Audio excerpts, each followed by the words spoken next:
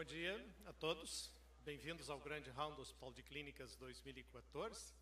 Hoje nós temos o privilégio de contar com a participação não só do Hospital de Clínicas, mas também da Universidade Federal do Rio Grande do Sul, como praticamente em todas as vezes acontece, mas especialmente com o copatrocínio da Fundação Médica, em um contato feito com o Dr. Marcelo Goldani, gentilmente nos patrocinou esse encontro. A Fundação vai estar participando em todas as sessões interativas. Isso faz parte da construção de uma inteligência coletiva, na medida em que nós juntamos esforços entre o Hospital de Clínicas, URGS e Fundação Médica. Hoje nós vamos ter a nossa primeira sessão interativa, ela vai ser sobre a apneia do sono, com a participação do Dr. Denis Martinez, que é professor do Departamento de Medicina Interna, professor Marcos Vinícius Colares, que é chefe do Serviço de Cirurgia Plástica aqui do Hospital de Clínicas e professor do Departamento de Cirurgia da URGS. E com a participação, em correlação, da professora Michele Lavinsky. Tem agora outro sobrenome, né, Michele? Wolff. Michele Lavinsky Wolff, que é professora do Serviço de Otorrinolaringologia do Hospital de Clínicas. O professor Denis Martinez, então, vai nos falar sobre diagnóstico clínico e tratamento da apneia do sono.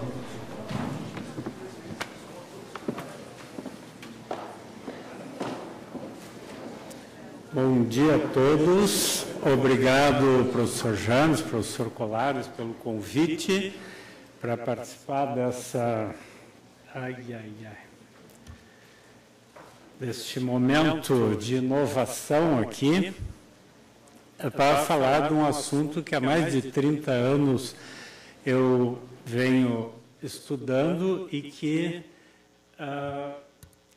quando eu comecei, era considerado uma doença exótica, picuiquiana, pouco importante, sem relevância, e que hoje, principalmente depois do estudo feito em São Paulo pelo grupo professor Tufik, passou a se saber que de cada 3 pessoas, uma tem apneia do sono, mais de 5 eventos. E essa prevalência varia com o sexo, por exemplo, aonde homens, no total do grupo, homens têm quase 2 vezes mais apneia do sono que as mulheres. Varia muito com a idade, ela vai aumentando com a idade e as pessoas jovens têm uma diferença muito grande. As mulheres têm 11 vezes menos apneia do sono do que os homens. E nos idosos já não tem diferença nenhuma. Acima dos 60 anos, a prevalência de apneia é igual em homens e mulheres, e ela chega a 95% acima dos 70 anos, mostrando o que, na minha opinião, eu chamo uma menopausa da respiração. Assim como existe a menopausa, existiria uma pneumopausa. As pessoas começam a ter paradas respiratórias normalmente, assim como presbiopia, hipoacusia, todos os problemas da velhice, a pessoa vai ter apneia do sono. A obesidade é o fator de risco mais importante, e vocês vejam que, se nós temos um peso normal com IMC abaixo de 25, a prevalência é razoável. Mas à medida que nós passamos para o sobrepeso, com 25 a 30 quilogramas por metro quadrado, nós já triplicamos em mulheres e duplicamos em homens. E quando passamos para a obesidade, quadruplicamos em homens e sextuplicamos a prevalência em mulheres. A apneia é classificada de acordo com o número de eventos por hora e o mais grave é acima de 30, mas há uma certa dose-resposta à medida que nós aumentamos o número de apneias de leve para moderada para grave. Nós observamos maior mortalidade, a chance de sobrevivência diminui. Esse mesmo gráfico é interessante, ele foi usado nesse artigo para mostrar que a apneia mata mais que cigarro. Aquela curva que vocês viram ali da Young 2008, quando comparado com a curva preta do cigarro, é muito mais sinistra a curva da apneia. O diagnóstico de apneia pode ser feito de modo simples por questionários. Um questionário bem conhecido, bem validado, é o Stop Bang. Esse questionário vai perguntar se a pessoa tem ronco mais alto que a fala, se tem cansaço frequente, se tem sido observado que ele tem pausas na respiração durante o sono e se ele tem um histórico de pressão alta. Com essas perguntas, a essas perguntas nós adicionamos dados do exame físico e essa pessoa pode ter um índice de massa corporal maior que 35, uma idade maior que 50 anos, um pescoço com perímetro maior que 40 centímetros e gênero masculino. Esse grupo de pessoas que respondam a 3 ou mais dessas perguntas afirmativamente são considerados de alto risco. Esse questionário parece incrível, mas ele tem um poder preditivo, um valor preditivo positivo que pode chegar a 100% quando a pessoa tenha 2 pontos no questionário STOP, idade maior que 50 anos, homem, e índice de massa corporal maior que 35. E só ter o pescoço maior, o colarinho, a circunferência do pescoço maior que 40, já eleva o poder preditivo positivo do questionário de 78% para 94%. Então, uma pessoa com colarinho largo e 2 daquelas queixas do STOP já tem 94% de chance de ter apneia. O padrão ouro para o diagnóstico é a polissonografia. A polissonografia tem níveis. O nível 1 é a polissonografia feita no consultório, no laboratório do sono, com monitorização de eletroencefalo e da respiração. Essa mesma polissonografia é nível 2 se ela foi feita na casa do paciente sem o acompanhamento técnico.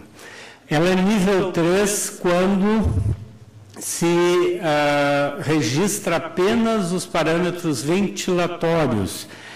E nós fizemos um estudo aqui na pós-graduação em cardiologia, no PPG Cardiologia, que foi a doutora Ana Cláudia Tonelli Oliveira que publicou esse dado, mostrando que esse exame, para medir o índice de apneia e hipopneia, esse exame feito em casa, ele tem a mesma variação contra o exame feito no laboratório que dois exames feitos em 2 noites no laboratório. Os exames dão diferença e essa é a mesma diferença.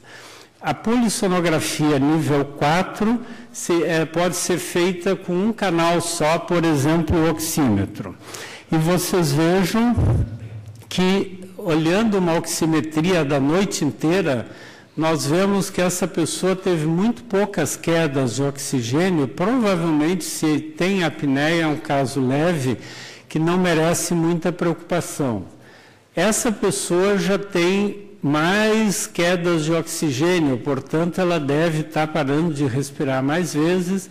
Pode ser marcado para ela uma polissonografia nível 1, porque ela merece ser investigada. Agora, um caso como esse, não tem dúvida nenhuma que é um caso grave de apneia e nós não podemos ficar esperando para marcar uma polissonografia. Essa pessoa tem que imediatamente começar o tratamento, e o tratamento ele é feito com CPAP ou aparelho oral ou uma dezena de outros métodos para os casos leves. A indicação de CPAP é uma diretriz da... Praticamente todos os pacientes têm indicação de usar CPAP. Por exemplo, o CPAP é indicado para apneia moderada grave. E isso é padrão, mas também é recomendado para tratamento de apneia leve como opção. E ele é indicado para tratar sonolência com qualquer nível de apneia. Então, se é para termos uma mensagem rápida, sim, o tratamento do CPAP é o tratamento da apneia. O CPAP tem evidência confirmada de que ele diminui essas intercorrências aí. A principal sintoma da apneia é a sonolência. E o tratamento da sonolência leva à diminuição de acidentes, melhora a qualidade de vida, e o CPAP, baixando a pressão arterial, diminui os eventos cardiovasculares. Então, isso seria um ciclo virtuoso do tratamento da apneia. A sonolência ela não se limita ao problema social de uma pessoa no trabalho render pouco, não conseguir desempenhar as suas atividades. A sonolência pode ser uma doença contagiosa e, assim como as pessoas morrem de apneia, elas podem matar outras pessoas que não tenham apneia nos acidentes de trânsito. Diariamente nós abrimos o jornal e lemos que o motorista perdeu o controle e invadiu a outra pista. Isso, em verdade, é gente que está dormindo ao volante. E essa meta-análise de 2011 nos mostra, em 10 artigos que estudaram o efeito do CPAP após 6 meses a 3 anos, sobre o número de acidentes no prontuário dessas pessoas, foi mostrada uma redução de 55% no curto prazo, em meses ou, no máximo, em 3 anos. O CPAP também reduz eventos não fatais, infarto, AVC. Esse é o primeiro estudo do Lancet Marin 2005, é um estudo clássico. Ele reduz 74% os eventos cardiovasculares, ele reduz 71% a mortalidade. E um assunto que era muito controverso, mas agora em 2012 saiu o artigo mostrando que mulheres são extremamente vulneráveis quando têm apneia do sono. Elas têm um aumento de mortalidade impressionante e uma melhora de 86%, uma diminuição de 86% na chance de morrer quando tratam a apneia. A pressão arterial que baixa para diminuir esses eventos, o principal efeito é na hipertensão resistente. Nós temos um estudo feito aqui no Hospital de Clínicas do Sandro Cadaval Gonçalves, da pós-graduação de cardiologia, que mostrou que dos pacientes com apneia acima de 30, 85% são hipertensos resistentes, ou seja, eles tomam remédio e a pressão não baixa. As meta-análises de hipertensão, a última saiu em 2013 com 29 artigos, mostram um efeito de mais ou menos... Opa, está indo para o lado errado. De mais ou menos 2 a 4 milímetros de mercúrio de redução. esse número, apesar de parecer pequeno, numa população já causa uma diminuição de eventos cardiovasculares e de morte. Um estudo agora de 2012 mostrou claramente um dos problemas que nós temos com o CPAP. Vejam que a redução de eventos que nós observamos aqui, entre o controle e o CPAP, não é significante. Mas, quando nós pegamos as pessoas que usam CPAP mais de 4 horas por noite, aí a redução fica significante. E o grupo que usa CPAP tem até um certo aumento de mortalidade. Então, não adianta receitar o CPAP, mas o paciente precisa usar o CPAP. O CPAP é 100% eficaz, mas se metade dos pacientes usarem metade das noites e metade do tempo, nós só vamos ter uma eficiência de 12%. Então, vamos nos conformar com isso? Nós temos que criar maneiras de atendimento da equipe de saúde, e eu me lembrei dessa frase, que o mal triunfa sempre se os bons não fizerem nada. Então, a doença triunfa se a equipe de saúde não faz nada, se nós deixarmos os pacientes decidirem se eles gostam ou não gostam do CPAP. As pessoas têm que ter um esclarecimento, um acompanhamento, porque em todas as doenças os pacientes não gostam né, do tratamento. Então, os cirurgiões, eu vi ali que o Colares gostou, os cirurgiões sabem que convencer alguém a se operar é difícil, mas o tratamento tem que ser feito. Eu agradeço a vocês e agradeço a minha equipe, os meus alunos de pós-doutorado, doutorado e mestrado, e mais os ICs que estão aqui.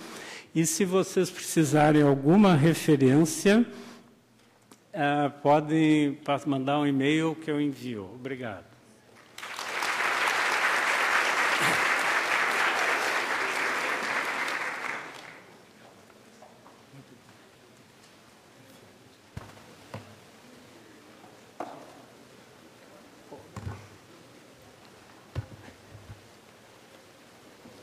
Obrigado ao professor Denis Martinez. Nós temos agora já projetado na tela a resposta à primeira questão, um pouco de retardo na obtenção do gráfico, mas observamos ali que a faringe durante o sono reduz seu calibre como o percentual mais frequente de respostas. Nós podemos repetir agora a segunda questão? Vocês podem novamente utilizar o aparelho.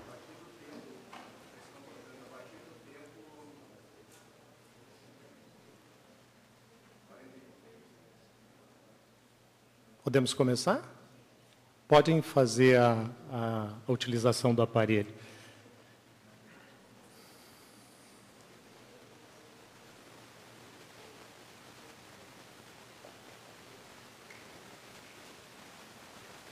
Então, tivemos como maior percentuais de resposta de 1 a 10% e de 10 a 100%. Nós vamos comentar depois essas questões por ocasião do momento da atividade interativa. Eu gostaria, então, de passar as questões do Dr. Colares agora. Percentagem dos casos de apneia do sono em pacientes com hipertensão resistente é de... Ali estão as alternativas. Em que momento podemos iniciar a votação? Já pode? Podem votar, então.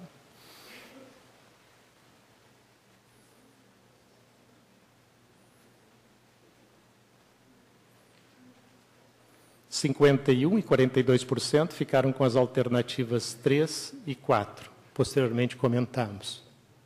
Quarta questão. Entre os pacientes com SAOS, qual o índice de adesão ao CPAP? Mais de 90, entre 80 e 90, ao redor de 30 a 80, entre 10 e 30 e menos de 10. SAOS é síndrome adquirida de obstrução. Síndrome de apneia obstrutiva do sono. Síndrome de apneia obstrutiva do sono. Né? As respostas mais frequentes ficaram ao redor de 30 a 80 e entre 10 e 30. Próxima questão. Qual a região anatômica mais importante na gênese da síndrome de apneia do sono? Síndrome de apneia obstrutiva do sono. Grave, nariz, palato, hipofaringe, nasofaringe e traqueia.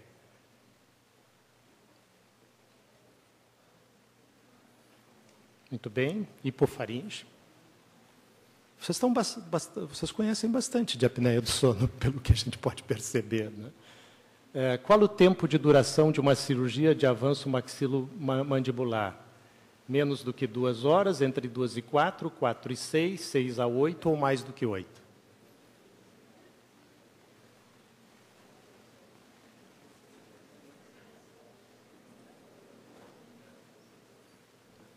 Entre 2 e 4 e entre 4 a 6. Colares, por favor.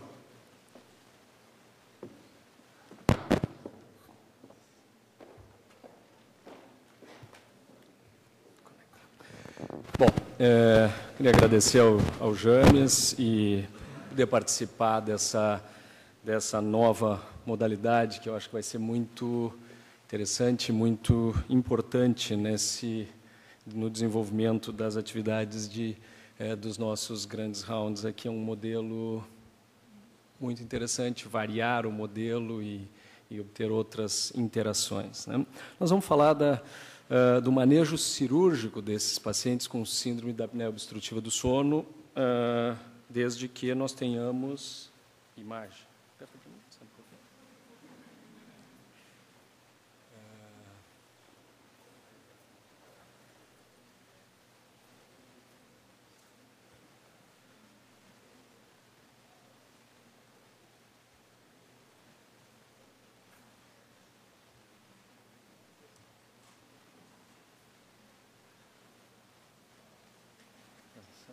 Yes. Bom, e o obstrutivo ali está grafado de maneira diferente por um motivo, porque nós temos que ter bem em mente que isto é uma obstrução, né? Esse é o principal fator.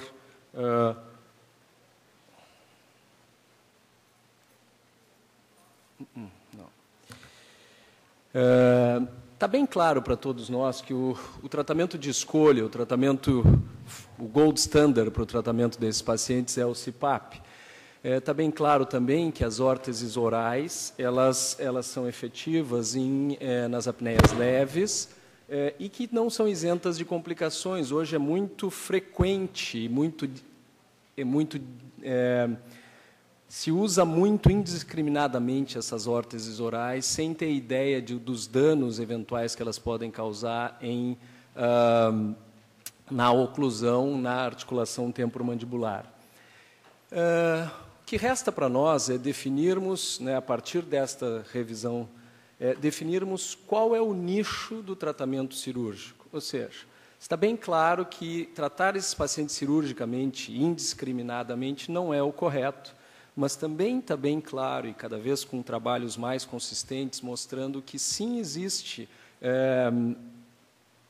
pacientes, subgrupos de pacientes que são factíveis e que o tratamento cirúrgico é extremamente benéfico.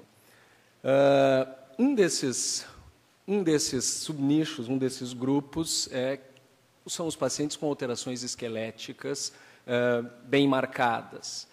Mas tem alguns trabalhos hoje já mostrando que mesmo os pacientes que não têm uma alteração esquelética, ou seja, não têm uma mandíbula muito para trás, eles podem sim se beneficiar da cirurgia, né? A falta de adesão ao CPAP, os trabalhos são muito díspares na literatura, mas variam entre 30% a 83% em todas as revisões que foram feitas, essa aderência à utilização do CPAP. E óbvio que os pacientes têm que ter condições clínicas suficientes para se submeterem à cirurgia. Os lugares de obstrução tem também inúmeros trabalhos mostrando, através de de ressonância nuclear magnética e de outros exames de imagem, que o hipofaringe é a zona mais afetada. A base da língua é a zona onde há maior comprometimento nos casos mais graves, por colapso das estruturas nessa área, né? E nós, quando vamos investigar esses pacientes, a gente sempre vai usar a mão de alguns exames, como essa cefalometria, né, que vai nos mostrar vai medir o espaço aéreo desde o nariz até a base da língua, e pode nos mostrar dados como esse, né, um espaço adequado, e aqui uma diminuição muito clara da área aérea, né, num paciente que tem uma mandíbula muito pequena. A investigação diagnóstica segue com uma videonasolaringoscopia, que vai nos mostrar se tem algum outro lugar de obstrução, né, no nariz, na região naso- e orofaríngea, etc. A indicação cirúrgica, portanto, ela é baseada em alguns parâmetros bem objetivos, que é a gravidade da síndrome de apneia obstrutiva do sono, se existe um local definido de deformidade craniofacial nas condições clínicas desse paciente, e sempre quando esse paciente tenha usado o CPAP durante algum tempo e tenha tido uma boa resposta ao CPAP.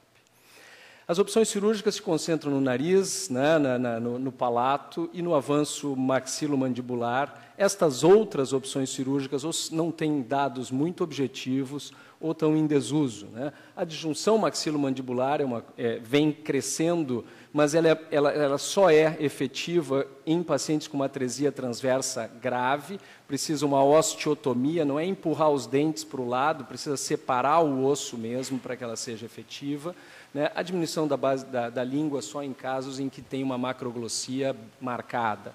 O avanço do genioglosso foi usado durante muito tempo, é uma técnica que está em desuso, porque os resultados se perdem em pouco tempo.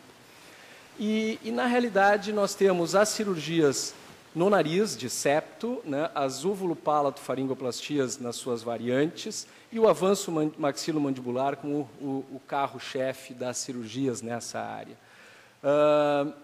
As técnicas nasais, elas vão desde desobstrução da válvula anterior, quando tem um caso de estenose como esse, correção de um septo desviado. A úvulo-palato-faringoplastia evoluiu e hoje uma das técnicas mais bem consideradas é a técnica de um brasileiro que faz uma faringoplastia lateral, mostrou resultados bastante promissores em apneia leve e moderada, mas definitivamente a técnica cirúrgica que tem os melhores resultados no tratamento da apneia obstrutiva do sono é o avanço maxilomandibular. Tem inúmeros trabalhos mostrando isso, desde épocas bastante tempranas, lá, né, em 2002, e revisões mais atuais, mostrando bons resultados em determinados grupos. Nós vamos falar um pouco sobre isso. Como é que é o resultado? Como é que se faz isso? Bom, se opera a maxila, se avança a maxila e a mandíbula com o intuito de desobstruir, com o intuito de ganhar espaço atrás da maxila, atrás da mandíbula, né, na base da língua, para que a passagem de ar seja efetiva. Um dos grandes problemas de tratar esse paciente cirurgicamente é, como o Denis bem disse, o medo da cirurgia, o medo do paciente, o medo, inclusive, dos colegas de indicar essa cirurgia. E uma das coisas que nós vamos ver hoje aqui é que desmistificar um pouco o risco e a abrangência da morbidade desse tratamento. Por exemplo, nenhum dos pacientes operados de avanço maxilomandibular na nossa série, e isto é uma regra geral, vamos dizer assim, precisa de transfusão sanguínea, apesar de ser uma cirurgia relativamente extensa, né?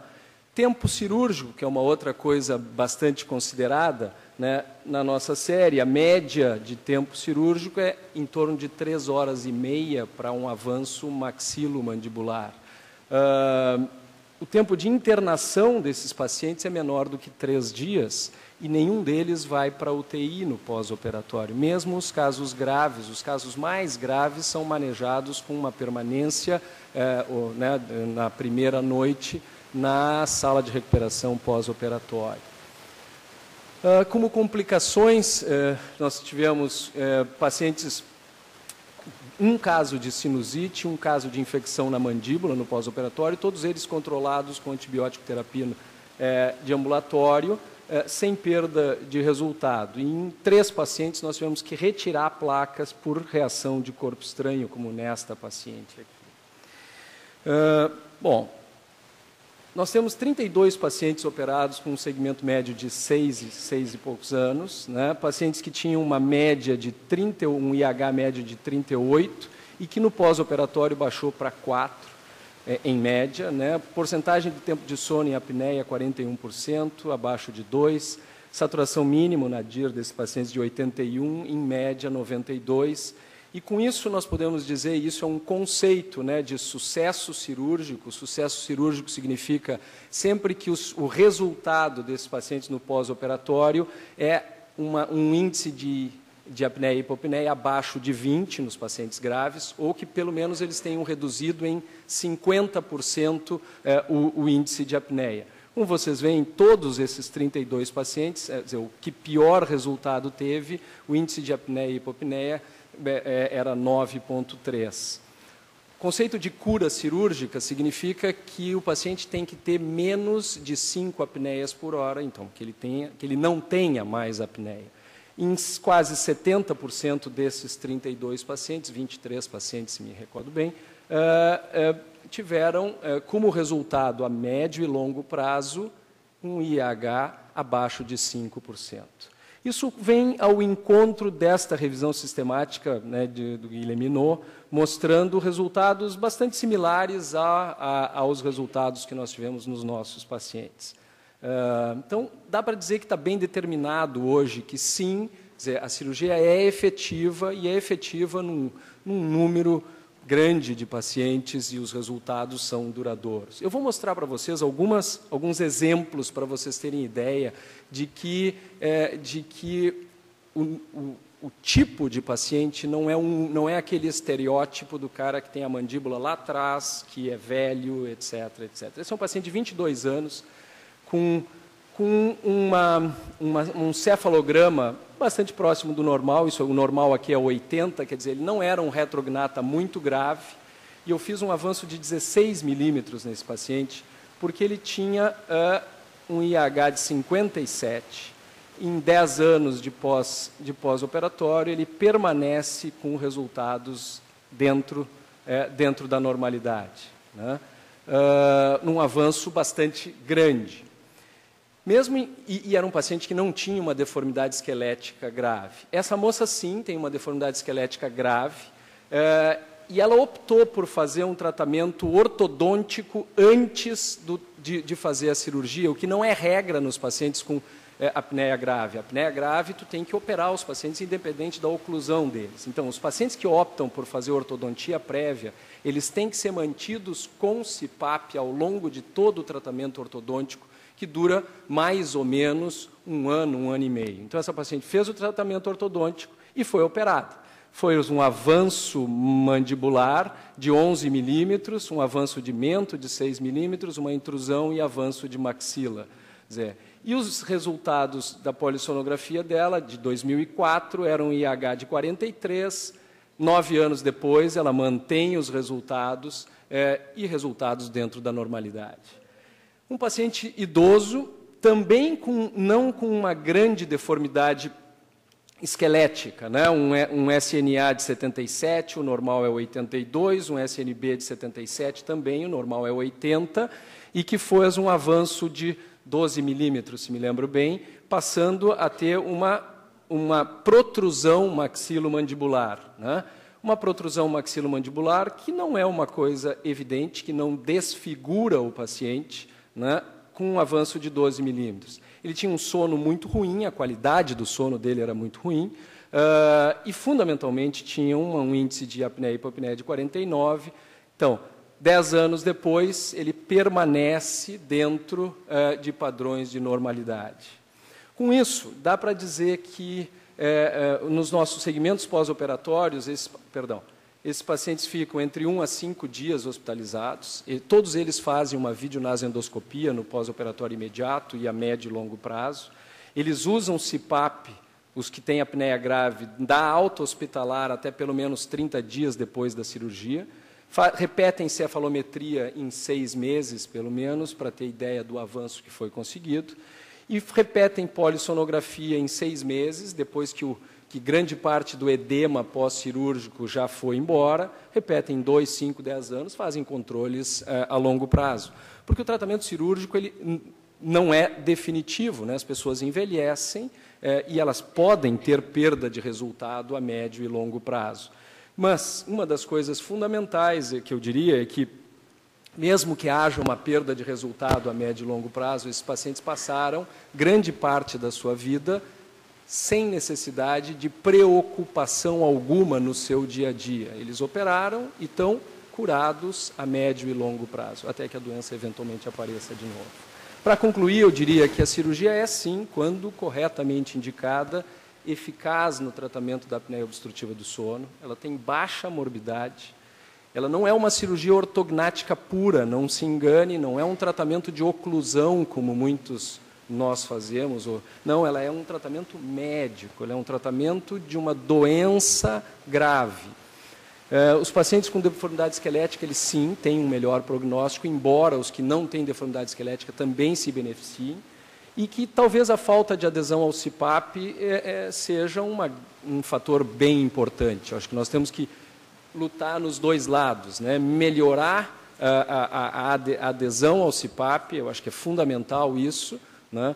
Mas nos pacientes em que essa adesão não é alcançada, nós temos que saber que o tratamento cirúrgico é eficaz e o tratamento cirúrgico pode resolver o problema desses pacientes, né? Ignorar isso é deixar grande parte desses pacientes com essa doença grave não tratados. Era isso. Obrigado.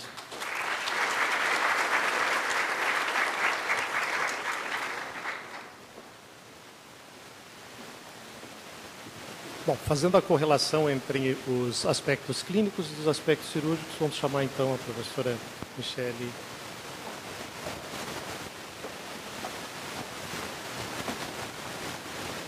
Então, bom dia a todos.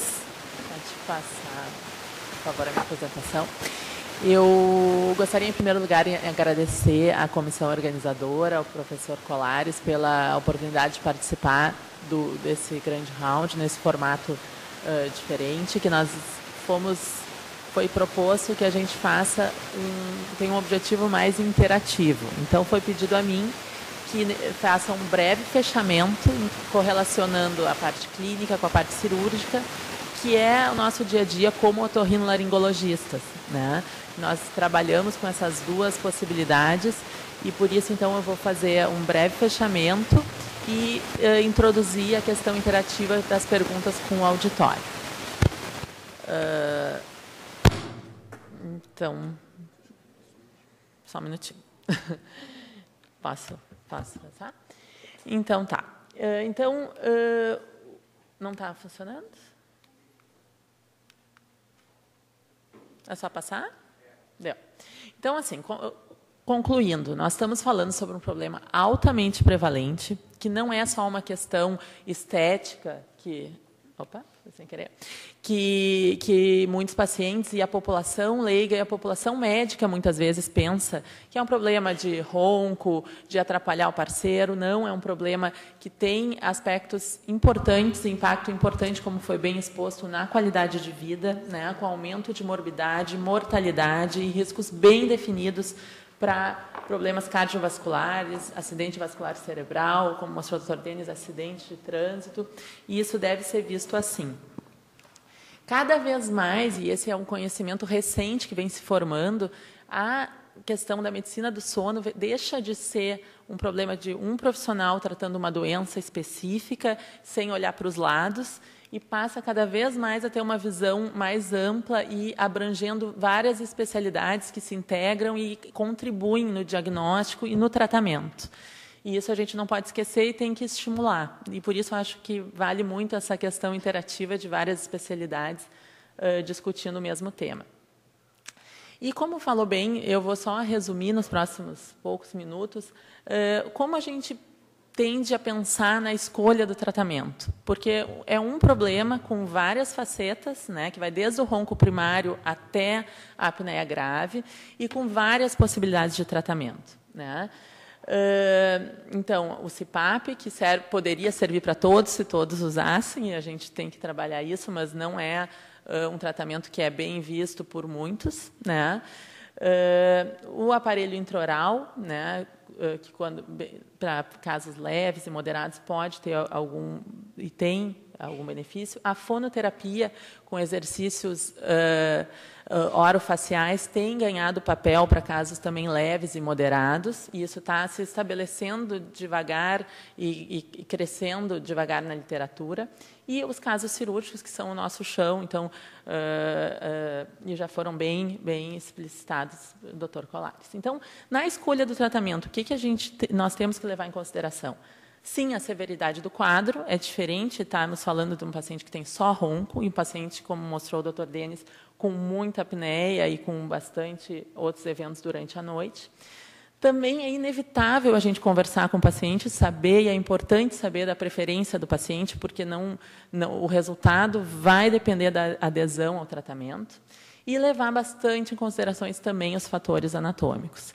Então, talvez uma das principais mensagens que eu gostaria de deixar aqui é que, antes de a gente escolher, é importante avaliar a anatomia da via aérea, tá? E não tratar todos os pacientes da mesma forma, necessariamente. Por quê? Porque dessa forma, a gente deixa de atender ou dar a opção aos pacientes com uma horoscopia assim, que existem esses pacientes, e eles podem ser tratados de alguma forma cirúrgica. E em casos, não precisa ser tão escrachado, mas assim, em casos desse tipo, também tem que ser dado opções. Então, essa é uma mensagem para passar para a audiência, digamos assim, que a gente tem que poder avaliar caso a caso. Eu trouxe algumas recomendações do nosso meio, que foram publicadas agora em fevereiro, do consenso que envolve a Sociedade de Cardiologia, Otorrino, Pediatria, Neuro e Pneumo, né, sobre a escolha de tratamento, só para deixar assim, a mensagem-chave final e a gente poder discutir. Então, o CPAP, para casos em função da adesão que não é alta, fica claro que para casos moderados, severos, sintomáticos, tem a indicação, e para casos leves também, dependendo da adesão do paciente, né? Mas a recomendação dessa diretriz é para moderada, severa, sintomática. E é o que mais funciona se todos usassem, né? O aparelho intraoral, que é feito pelos colegas dentistas, né, ele é capaz de reduzir eventos de apneia e hipopneia, apesar de ser com menos intensidade. E também pode reduzir sonolência diurna, pressão arterial, e tem os efeitos colaterais que a gente sabe. Tem uma limitação que os pacientes têm que ter dente, né, que isso aqui no SUS, às vezes, isso não acontece. E também alguns efeitos que podem ou não ser controlados de ATM, que tem que ser bem avaliados. Então, pelo efeito menor, fica recomendado para casos de SALS leve a moderado. A cirurgia nasal, que é, no caso, eu, otorrinolaringologista, tenho maior atuação, os estudos mostram que melhora a qualidade do sono, qualidade de vida, sonolência diurna, mas não tem efeito significativo no índice de apneia e hipopneia. Então, a recomendação é que fique reservado para tratamento de ronco, adaptação de CPAP, então os pacientes vão tolerar melhor o CPAP se tiverem uma via aérea começando da ponta do nariz, né, aberta, e também para o uso de aparelhos intraorais. E não esquecer que os pacientes precisam respirar bem durante o dia, isso não é só à noite que se precisa usar o nariz, tá? Mas, assim, em termos de ronco e apneia do sono, essas seriam as indicações mais aceitas na literatura hoje em dia. As cirurgias faríngeas, que eram feitas na década de 80 para todos os pacientes, né, e por isso tinham tão mau resultado, são cirurgias que não devem ser feitas para todos os pacientes, casos muito isolados, em que a anatomia seja... casos isolados, digamos assim, essa é a recomendação, que a anatomia seja desfavorável nessa região de orofaringe. Tá? Tem surgido, então, como alternativa, procedimentos outros palatais, que a literatura vem ganhando experiência e que, por enquanto, são reservados para casos leves, sem sonolência diurna excessiva, como a radiofrequência, e os implantes de palato têm sido desenvolvidos, estudos ainda está, digamos, incipiente na literatura. E, chegando ao final das opções, digamos assim, cirúrgicas, realmente o carro-chefe é a cirurgia de esqueleto facial, que tem demonstrado melhora significativa no índice de apneia e hipopneia, inclusive comparável, em alguns casos, ao CPAP, com redução da sonolência diurna, alto sucesso, baixas taxas de complicação. E o consenso se posiciona, então, para casos graves, sem deformidade craniofacial, que não tenham tolerado a CPAP ou aparelho intraoral, essa seria uma opção. E, claro, para aqueles pacientes que têm deformidade, tem que sempre ser exposto isso. Então, para então passar para as perguntas, eu queria só afirmar então que é importante o diagnóstico, não achar que isso é um problema normal entre a nossa população, como muita gente pensa, que roncar é normal, que ter apneia do sono é normal, meu pai tem, meu filho tem, isso não é normal, tá? E tem que ser feito o diagnóstico, o padrão ouro foi já bem falado, a polissonografia, partindo para uma avaliação da via aérea para tentar um tratamento, então, individualizado. Ainda não tem uma receita de bolo que todos os pacientes têm que ser tratados iguais, então é importante, por enquanto, individualizar caso a caso. Então, eu passo as perguntas, né, professor? E estamos todos abertos às perguntas.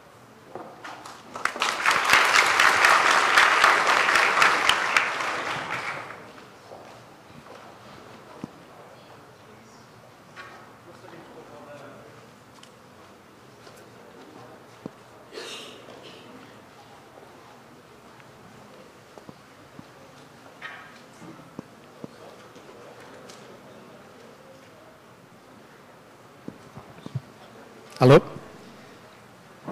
Bom, acho que a parte mais importante de uma sessão interativa é justamente esse momento que, culturalmente, nós vamos tentar estender cada vez mais. A nossa cultura ainda é muito focada em apresentações individualizadas, mas, com o tempo, nós vamos procurar fazer com que as apresentações tenham uma duração menor e abra mais espaço para esse momento de interatividade. A razão de trazer sono e qualidade do sono é porque esse é um dos aspectos mais importantes da vida. Nós trouxemos em um encontro anterior, que foi muito bem recebido, a questão da dieta. Hoje em dia, o custo das intervenções é muito alto, mas a conscientização das pessoas em relação a uma dieta adequada, uma dieta saudável, e a conscientização em relação à qualidade do sono interferem drasticamente nos desfechos, interfere drasticamente nas doenças. Nós vimos aqui na apresentação do professor Denis Martinez como houve uma diminuição da mortalidade com o tratamento da apneia do sono, como houve uma diminuição da incidência das doenças cardiovasculares, e essa interferência foi feita tanto por métodos clínicos como por métodos cirúrgicos. A primeira pergunta que eu faço é uma pergunta de fundo epidemiológico, quer dizer, por que razão a apneia do sono é mais frequente nos homens do que nas mulheres? Por que razão a apneia do sono tende a aumentar e ter uma prevalência tão alta com o envelhecimento, Denis? E por que a relação com o colarinho também? Eu estou preocupado particularmente com isso, porque eu tenho um colarinho de 40. Bom, a pergunta é bastante complicada. Eu dou um curso aí na pós-graduação, que são 30 horas de aula sobre a apneia, então não dá para resumir muito, mas tentando simplificar, está tudo no pescoço mesmo. Existe, inclusive, uma teoria nova de que a água que se acumula nos membros inferiores durante o dia, durante a noite, quando nós deitamos, venha líquido e que ajuda a estreitar a via aérea. Então, a primeira pergunta é aquela, o que acontece com a faringe? No sono, a faringe estreita. As outras todas estão exatamente ao contrário. E eu fiquei preocupado que 50% acharam que o sono é bom para a faringe. O sono é ruim para a passagem do ar porque relaxa a musculatura. Com a idade, então, se perde fibras musculares e a tendência, o colapso fica muito mais fácil pela flacidez das paredes. Ou seja, quando tem uma pressão negativa na inspiração, o músculo tem que se contrair para conseguir evitar o colapso da via aérea. Então, o envelhecimento, perda de musculatura, leva ao colapso inexoravelmente. Além disso, é a gordura que se acumula no pescoço, e esse estudo da água nas pernas, mostrando que durante a noite, se nós medirmos o nosso colarinho antes de deitar e ao levantar de manhã, nós vamos ver que aumenta 1, 2 centímetros, e uma das minhas alunas fez um trabalho também publicado na Sleep Medicine, que mostra isso medido com a fita métrica, sem complicação. Então, todo o problema se localiza nessa região da faringe. Ampliando um pouco a questão, o quanto vocês, e aí a questão vale para todos, né, o quanto vocês acham que a mudança no peso pode interferir, evitando o uso do CPAP ou evitando algum tipo de interferência cirúrgica? Quem gostaria de falar? Colegas? Michele.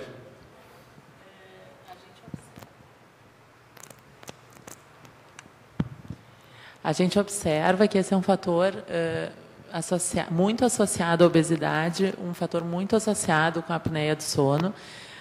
Não necessariamente os pacientes com maior grau de obesidade vão ter maior gravidade da apneia do sono, mas é um fator marcante que os pacientes obesos costumam ter mais apneia do sono do que os não obesos. Por que alguns obesos não têm apneia do sono é uma grande questão. Se acha que a questão da musculatura de alguns é mais forte, mais resistente do que outras, né? Problema de músculo. Mas sim, os pacientes obesos têm mais apneia do sono, e a perda de peso, seja por cirurgia bariátrica ou por perda de peso convencional, tem um grande impacto, se observa um grande impacto na apneia do sono, é um tratamento. Quanto por cento das vezes consegue evitar a cirurgia ou utilização do CPAP? Normalmente a gente não... também tem a questão que a própria apneia do sono tem uma tendência à obesidade. Metabolicamente, as pessoas que têm apneia do sono e dormem mal tendem a ter mais obesidade. Não se costuma esperar para tratar a apneia do sono até o paciente perder peso, né? Porque isso às vezes leva bastante tempo. Então, o paciente é de qualquer forma tratado, principalmente na maioria das vezes com CPAP, até porque muitas vezes não tem indicação, condições cirúrgicas, né? Mas o problema é a obesidade, então tem que tratar a obesidade. Enquanto isso, usa CPAP e muitas vezes deixa de usar depois do tratamento. A impressão é que esses pacientes sejam mais resistentes ao manejo da obesidade. Sim, são. Eles ganham, mas, né? Não sei a sua opinião, mas são. Um assunto importante nessa área da cirurgia é a cirurgia da obesidade mórbida, que hoje todos os pacientes fazem polissonografia antes da cirurgia, e nos mulheres com obesidade, com índice de massa corporal em torno de 50, sendo naquela faixa dos 20 aos 30 anos, não tem apneia de jeito nenhum. E nós vemos também que mesmo que a pessoa, vamos dizer que tinha 150 quilos, baixa para 120 quilos, as apneias já diminuem bastante, apesar de que eles continuam bem obesos. Então, a cirurgia da obesidade entraria na lista de tratamentos cirúrgicos da apneia do sono, com certeza. Nós vimos que o avanço maxilomandibular produz um resultado muito favorável na incidência, na prevalência da síndrome obstrutiva da apneia do sono. Mas também se observou nos slides que foram projetados que existe uma modificação da face desses pacientes. Em que aspecto, Colares, essa modificação interfere na autoimagem? Qual a aceitação? Isso é uma pergunta bem pertinente para um cirurgião plástico. Qual a aceitação dessa modificação da autoimagem? E isso é discutido no pré-operatório desses pacientes? Sim, é um ótimo questionamento. Tem vários trabalhos mostrando isso, né? Mostrando essa alteração e preocupados com essa alteração. É importante que tu deixe bem claro para o paciente no pré-operatório que nós estamos tratando uma doença. Né? Dizer, o avanço maxilomandibular não vai tratar, não vai deixar ele mais bonito ou mais feio, apesar de que isso possa ocorrer. Tá? Vocês viram ali, eu tenho muito claro que daqueles 3 pacientes ali que eu apresentei, um ficou mais feio, o outro ficou mais bonito e o outro não mudou nada. Né? Até isso é uma... e a gente tem, sim, alguns pacientes que se queixam no pós-operatório de dificuldade de aceitar a sua imagem. É raro, mas tem pacientes que estão super bem. Eu me lembro agora de uma paciente nessa série que apesar de estar... Doutor, eu estou excelente, estou maravilhosa, estou mais bonita, não tenho mais apneia, mas quando eu me olho no espelho, tenho dificuldade de me enxergar. Tá? Então, existe esse problema. Este é um problema potencial, sem dúvida nenhuma. Tem que ser muito bem conversado antes e, eventualmente, até tratado psicologicamente depois. Mas eu queria dizer uma coisa mais sobre importância. Né? Tem um trabalho clássico, que até talvez fosse de ter colocado na interativa, que é um trabalho, resumindo, que foi comparar 2 grupos de pacientes, um com apneia grave e um com alcoolemia acima do permitido para dirigir, num simulador de direção.